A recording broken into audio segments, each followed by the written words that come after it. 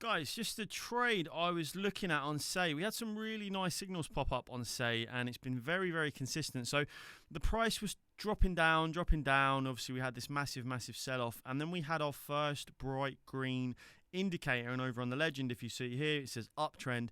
And I didn't see this at the time, so congratulations if you saw this. But what a signal that was, because it actually marked the bottom of this this endless downturn.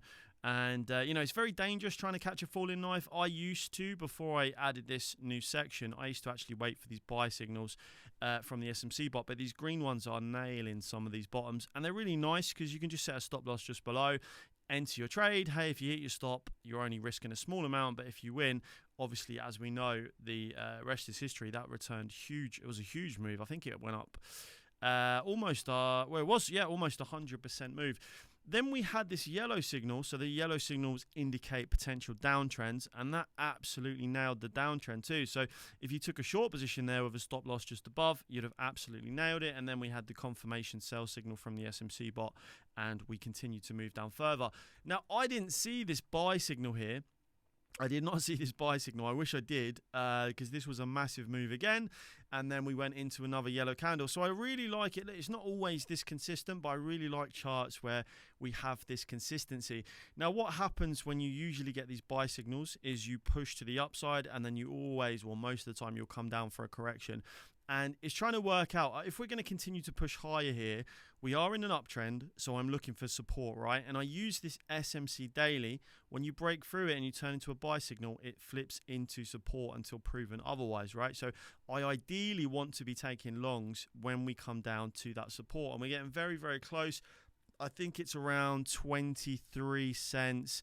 Then we have the 50-day moving average around 22.30. So between this range here is where I would be looking for a potential long on Say for a bounce, right? We've had the pullback. Now, if we look at the Fibonacci and we look from the bottom, sorry, this isn't the Fibonacci. If we go and look at the Fibonacci from the bottom of the move to the top of the move, we can actually see that our SMC daily is also in the middle of this golden ratio zone where price tends to pull back and where price tends to have a bounce from this kind of range. Okay, so we've got some really nice confluence here. Obviously, it was consistently traded, this range, for some time, all the way back here. We had a lot of buy pressure here when we came down here. Look at this green. We had another green here and then a push to the upside.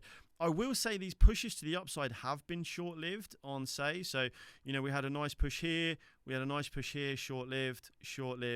And, the question is this going to be short-lived or are we going to bounce off of this support here? Of course, we're going to need the rest of the crypto market to keep moving up as well.